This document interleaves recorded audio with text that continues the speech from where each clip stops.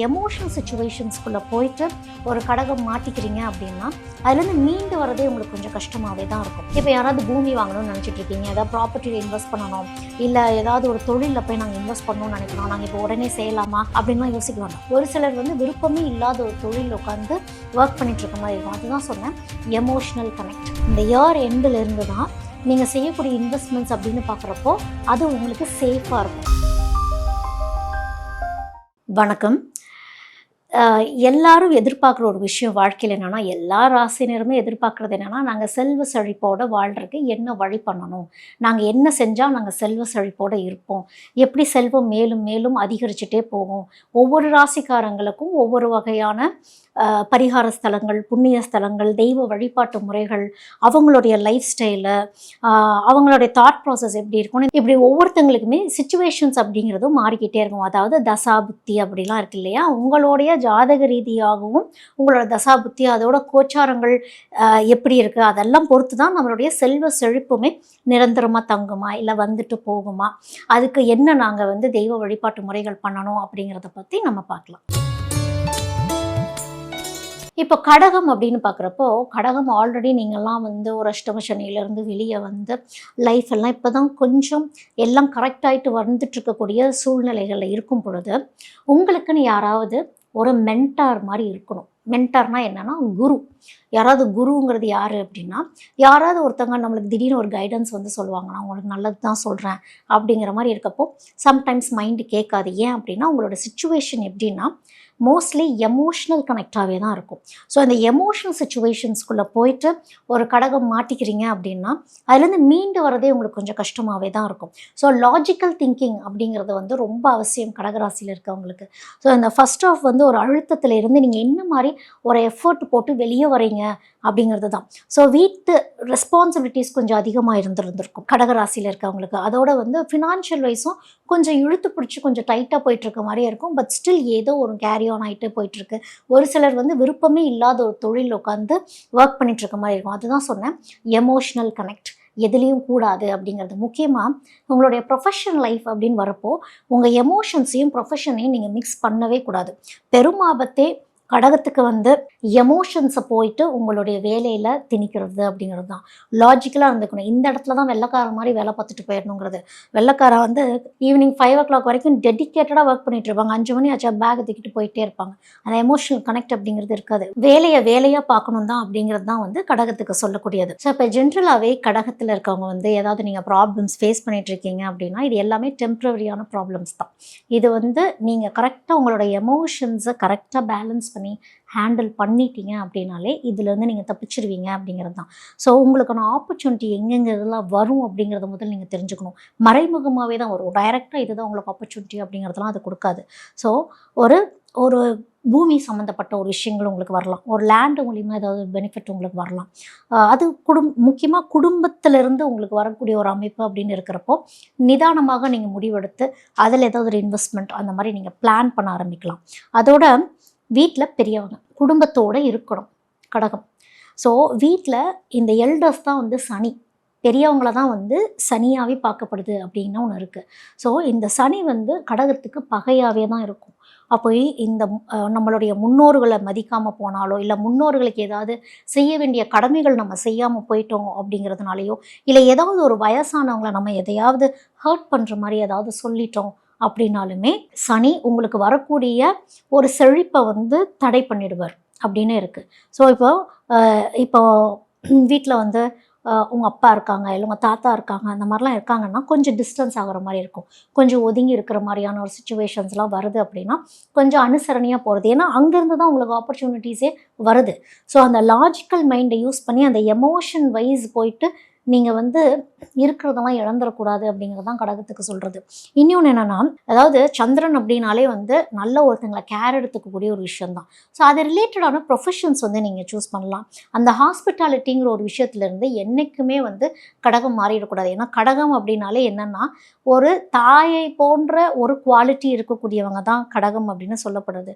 So அந்த இடத்துல emotional பேலன்ஸ்க்கு நம்மளுக்கு தேவை. அட் த சேம் டைம் இந்த ஹாஸ்பிட்டாலிட்டி நம்ம எப்படி யூஸ் பண்ணிக்கணும் அப்படின்னா அனுசரணையாக இருந்து யூஸ் பண்ணிக்கிறோம் அப்படின்னா உங்களுக்கு growth அப்படிங்கிறது ரொம்ப நல்லா இருக்கும். அப்படித்தான் வந்து உங்களோடதுல தான் குரு உச்சமே ஆகுறாரு கடகத்தில். அப்படிங்கிறப்போ குரு என்ன பார்ப்பார்னா, நீங்கள் எந்த அளவுக்கு ஆலோசனைகள் எடுத்துக்கிறீங்க, குருமார்களை நீங்கள் எந்த அளவுக்கு மதிக்கிறீங்க, என்ன மாதிரியான ஒரு ஃபோக்கஸ் நீங்கள் பண்ணுறீங்க அப்படிங்கிற ஒரு விஷயம்தான். ஸோ இந்த வருடமே உங்களுக்கு எப்படி இருக்குன்னா, லைஃபே ஒரு டிரான்ஸ்ஃபர்மேஷன் தான். உங்களுடைய எமோஷன்ஸை நீங்கள் எப்படி பேலன்ஸ் பண்ணி, எப்படி விவரமாக, அதாவது புதனுடைய அனுகிரகத்தை நீங்கள் எப்படி எடுத்து, எப்படி குரு உங்களுக்கு சப்போர்ட் பண்ண போகிறாரு அப்படிங்கிறது தான் ஒரு டிரான்ஸ்ஃபர்மேஷன் ஜேர்னி தான் வந்து இப்போ கடகத்துக்கு போயிட்டுருக்கு. அப்படிங்கிறப்போ உங்களுக்கு எல்லாம் நன்மையாகவே நடக்குது. ஆனால் இந்த வருஷம் எண்டாகிற டைம் வரைக்கும் கொஞ்சம் லேட், செகண்ட் ஆஃப் வருஷம் அப்படிங்கிறது வந்து உங்களுக்கு நல்லா இருக்குங்கிறப்ப கொஞ்சம் பொறுமையை கடைபிடிச்சிக்கிறது அப்படிங்கிறது கடகத்துக்கு ரொம்ப அவசியம். அதோட இப்போ யாராவது பூமி வாங்கணும்னு நினச்சிட்டு இருக்கீங்க, ஏதாவது ப்ராப்பர்ட்டியில் இன்வெஸ்ட் பண்ணணும், இல்லை ஏதாவது ஒரு தொழிலில் போய் நாங்கள் இன்வெஸ்ட் பண்ணணும்னு நினைக்கிறோம், நாங்கள் இப்போ உடனே செய்யலாமா, அதுதான் குரு பயிற்சிலாம் வருதே, எங்களுக்கு ஃபேவரபுளாக தானே இருக்குது அப்படின்லாம் யோசிக்க வேண்டாம். இந்த இயர் எண்ட் ஆகட்டும். இந்த இயர் எண்டில் இருந்து தான் நீங்கள் செய்யக்கூடிய இன்வெஸ்ட்மெண்ட்ஸ் அப்படின்னு பார்க்குறப்போ அது உங்களுக்கு சேஃபாக இருக்கும். குயிக் ப்ராஃபிட் அப்படிங்கிறத வந்து அகெயின் எமோஷனல் கனெக்ட் அப்படிங்கிற மாதிரி நீங்கள் போயிட்டு உங்களுடைய ப்ராஃபிட்டில் போய் நீங்கள் பிளான் பண்ணக்கூடாது. ஸோ எதுவாக இருந்தாலும் லாங் டேர்மாகவே இருக்கணும், சிறுக சிறுக சேமிக்கணும். ஏன்னா கடகத்துக்கு வந்து சேமிப்பு அப்படிங்கிறது இருக்கவே இருக்காது. ஸோ கடகராசி வந்து கரெக்டாக லாங் டேர்ம் பிளானிங் அப்படிங்கிற ஒரு விஷயத்த லாஜிக்கலாக போட்டுட்டீங்க அப்படின்னாலே ஜம்ப் பண்ணக்கூடாது. ஒவ்வொரு விஷயத்துலேருந்து இன்னொன்றுக்கு அப்படியே ஜம்ப் பண்ணி போயிட்டே இருக்கக்கூடாது. சம்டைம்ஸ் உங்களுக்கே கன்ஃபியூஷனாக இருக்கும், எனக்கு என்ன வேணும்னு எனக்கு தெரியல, எனக்கு யாராவது ஒருத்தவங்க வழிகாட்டினா நல்லாயிருக்கும் அப்படின்னா யாராவது ஒருத்தவங்களுடைய ஆலோசனை எடுத்துக்கிறது நல்லது. ஸோ உங்களுக்கு நல்லது தான் சொல்கிறாங்கங்கிறதையும் நீங்கள் புரிஞ்சுக்கணும். உங்களுடைய கம்ஃபர்ட் ஜோன், உங்களுடைய எமோஷன்ஸ் எங்கே போய் கனெக்ட் ஆகுது அப்படிங்கிறதெல்லாம் நீங்கள் யோசிக்கக்கூடாது. லாஜிக்கலாக லாங் டேர்மாக யோசிச்சு பார்க்கணும். லாங் டேர்மாக யோசிச்சு பார்க்குறப்போ எனக்கு இது கரெக்டாக இருக்கும் அப்படின்னா நீங்கள் அதில் தான் ப்ராசஸ் பண்ணணும். அதனால தான் வந்து இந்த வருஷ கடைசியில் எதுவாக இருந்தாலும் பிளான் பண்ணுங்கள். அமைப்பு நல்லபடியாகவே இருக்குது, கொஞ்சம் தாமதமாய் வர மாதிரி தான் இருக்குது கடகத்துக்கு. ஆனால் அது லாங் டேர்மாக, லாங் ஸ்டாண்டிங்காக, நிரந்தரமாக உங்களுக்கு அமையக்கூடிய அமைப்பாகவே இருக்கும் பொழுது நீங்கள் சூஸ் பண்ணுற விஷயம் சரியானதாகவே இருக்கணும் அப்படிங்கிறது தான் கடகத்துக்கு. அப்போ நீங்கள் என்ன மாதிரியான வழிபாட்டு முறைகள் பண்ணலாம் அப்படின்னா, சிவன் பார்வதி சேர்ந்து இருக்கக்கூடிய ஸ்தலங்களுக்கு போய் வழிபாடு பண்ணுறது. முக்கியமாக நீங்கள் மதுரை மீனாட்சி அம்மன் கோயிலுக்கு போய் நீங்கள் வழிபாடு பண்ணும் பொழுது, ஏன்னா அங்கே தான் வந்து சந்திரன் வந்து ஒரு நடுநிலைமையாக இருக்கக்கூடிய ஒரு அமைப்பு. நீங்கள் கடகராசி அப்படிங்கிறப்போ உங்களுக்கு சந்திரன் தான் எல்லா வேலையுமே பார்த்துட்ருப்பாங்க. அப்படிங்கிறப்போ அந்த இடத்துக்கு மதுரை மீனாட்சி அம்மன் கோயிலுக்கு நீங்கள் போயிட்டு வரும் பொழுது ஒரு தெளிவு, அதாவது புதனுக்கான ஸ்தலம் அது. அந்த புதன் உங்களுக்கு லாஜிக்கல் திங்கிங் அப்படிங்கிற ஒரு விஷயத்த வந்து மதுரை மீனாட்சி அம்மன் கோயில் உங்களுக்கு கொடுக்கும். ஸோ அங்கேயே இருந்து அங்கே தெப்பக்குளத்தில் பக்கத்தில் உட்காந்துட்டு அவசரமாலாம் கோயிலுக்கு போயிட்டு வரக்கூடாது. ஒரு நாள் 2 நாள் முழுசாக தங்கி நல்லபடியாக தரிசனத்தை பார்த்துட்டு கடகராசி வரீங்க அப்படின்னா உங்களுக்கு வாழ்க்கை செல்வ செழிப்பை கண்டிப்பாக கொடுக்கும் அப்படிங்கிறது தான் கடகராசிக்கு. ஸோ பொதுவாகவே செழிப்பை கொடுக்கக்கூடிய ஸ்தலங்கள் அப்படின்னு இருக்குது. அப்போ ஒவ்வொருத்தங்களுக்கும் ஒவ்வொரு ஸ்தலங்களுக்கு போகும் பொழுது பிளாக்கேஜஸ் கிளியர் ஆகும். அப்படிங்கிறதுனால தான் இன்னார் இந்த கோயிலுக்கு போங்க, அதே மாதிரி அந்த ஆர்டரில் நம்ம சொல்கிறோம் இல்லையா, இந்த கோயிலுக்கு போங்க அப்படின்னு. ஸோ பொதுவாகவே வந்து ஒரு நல்ல ஒரு செழிப்பு வரணும், எனக்கு ஒரு லக்கு நல்லா ஆக்டிவேட் ஆகணும் அப்படின்னா திருப்பதி தான், பெருமாள் தான். ஆனால் அந்த திருப்பதி பெருமாளுக்குமே யாருக்கெல்லாம் வந்து சந்திரன் சம்மந்தப்பட்ட விஷயங்கள் நல்லபடியாக இருக்கோ அவங்க போகலாம்.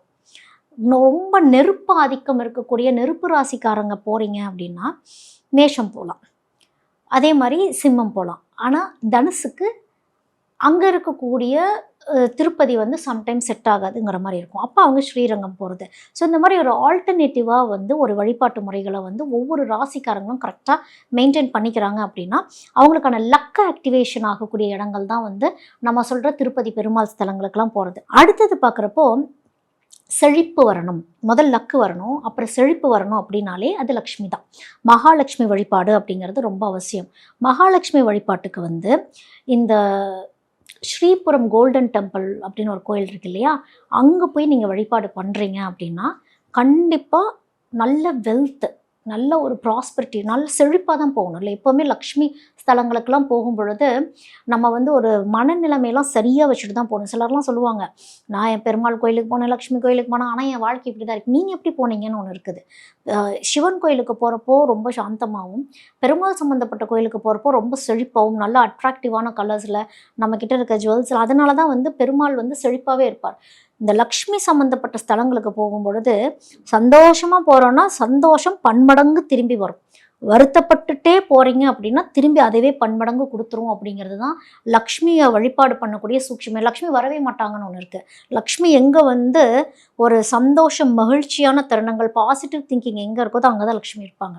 ஸோ அதில் ரொம்ப ரொம்ப கவனமாக இருக்கணும். அப்போ தான் உங்களுக்கு வெல்த் அப்படிங்கிற ஒரு விஷயம் வந்து நல்லபடியாகவே வரும். அடுத்தது வந்து யார் கொடுக்க போகிறா அப்படின்னு ஒன்று இருக்குல்ல, குரு தான் கொடுக்கணும். அப்போது குருவோடைய அனுகிரகம் ரொம்ப ரொம்ப ஸ்ட்ராங்காக இருக்கணும் அப்படிங்கிறதும் முக்கியம். இப்போ குருஸ்தலங்கள், குரு வழிபாடு, தட்சிணாமூர்த்தி வழிபாடு, ஆலங்குடி போயிட்டு வந்துடணும். யாருக்காவது இல்லைங்க எனக்கு பணம் வர வேண்டிய இடத்துல வரவே இல்லை, எனக்கு ஒரு கைடன்ஸ் கரெக்டாகவே இல்லை என்கிட்ட பணம் இருக்குது ஆனால் ஏதோ ஒரு அழுத்தம் இருந்துக்கிட்டே இருக்குன்னா உடனே ஆலங்குடி கிளம்பி போயிடணும். ஆலங்குடி போயிட்டு அங்கே வழிபாடு பண்ணுறீங்கன்னா குரு முதல் ஸ்ட்ராங்காக வரும். அப்போ ஆலங்குடி போயிட்டு நாங்கள் அங்கே என்ன பரிகாரங்கள் பண்ணலான்னா, படிப்பு சம்மந்தப்பட்ட விஷயங்கள், அதாவது எஜுகேஷன் ரிலேட்டடாக ஏதாவது கஷ்டப்படுற ஒரு குழந்தைங்களுக்கு ஒரு பென்னோ ஒரு பென்சிலோ ஒரு பேக்கோ ஒரு நோட்டோ ஏதோ ஒன்று நீங்கள் வாங்கி கொடுக்குறீங்கன்னா படிப்பு சம்மந்தப்பட்ட விஷயத்துக்கு காசாக கொடுத்துட்டு வரக்கூடாது. காசு கொடுத்து இந்த பொருள் வாங்கிக்கோன்னு கொடுக்கக்கூடாது. நீங்களே அந்த பொருள் வாங்கி கொடுக்கும் பொழுது தான் அதுக்கான பிராயச்சித்தமே அதுதான். ஸோ அதனால் இந்த மாதிரி தானங்கள் நீங்கள் பண்ணுங்கள், உங்களுக்கு growth ரொம்ப நல்லாயிருக்கும். சில பேர்த்துக்கு வந்து எல்லாமே இருக்கும் ஆனால் கர்மா ஒரு வேலை பார்த்துட்டே இருக்கணும்னு ஒன்றுலாம் இருக்குது இல்லையா. ஸோ கர்மா வேலை பார்த்துட்டு இருக்கவங்களுக்கு சனி தான். போயிட்டு பரிகார ஸ்தலங்களுக்கு போயிட்டு தான் புண்ணிய ஸ்தலங்களுக்கே போகணும்லாம் இருக்குது.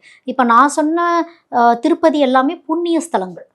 இப்போது சிலருக்கு வந்து கர்மா கழிச்சு ஆகணும். இப்போ வந்து மகரத்துலலாம் இருக்கிறாங்க, அவங்களுக்குலாம் முழுசாக இப்போ சனி விலகுதுன்னா நன்றி சொல்லிட்டு வந்துடணும்.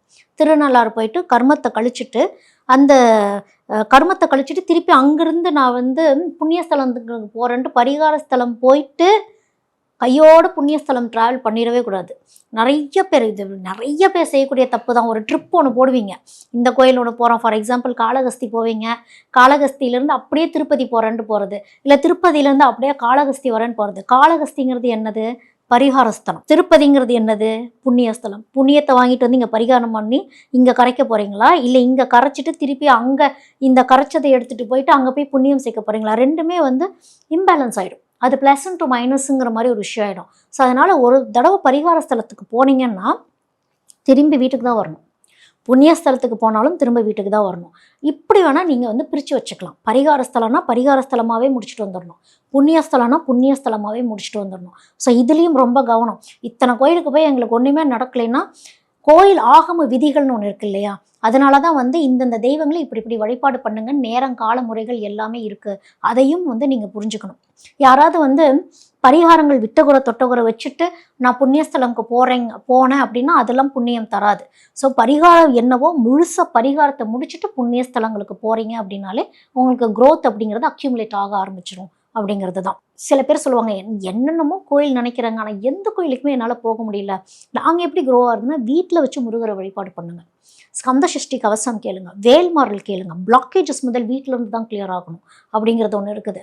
ஸோ இந்த வீட்டில் விளக்கேற்றிட்டே இருக்கணும், வீட்டில் நெய் விளக்கு ஏற்றிக்கிட்டே இருக்கணும். முருகரை வழிபாடு பண்ண என்னென்ன தடைகள்லாம் இருக்கோ எல்லாமே கிளியர் ஆகி நீங்கள் போகக்கூடிய ஸ்தலங்களுக்கு எந்த தடையும் இல்லாமல் எந்த பிரச்சனையும் இல்லாமல் உங்களால் போயிட்டு வர முடியும் அப்படிங்கிறது தான். ஸோ இந்த ஸ்தல வழிபாட்டு முறைகளையும் நீங்கள் வந்து நிறைய தெரிஞ்சு வச்சுக்கணும்.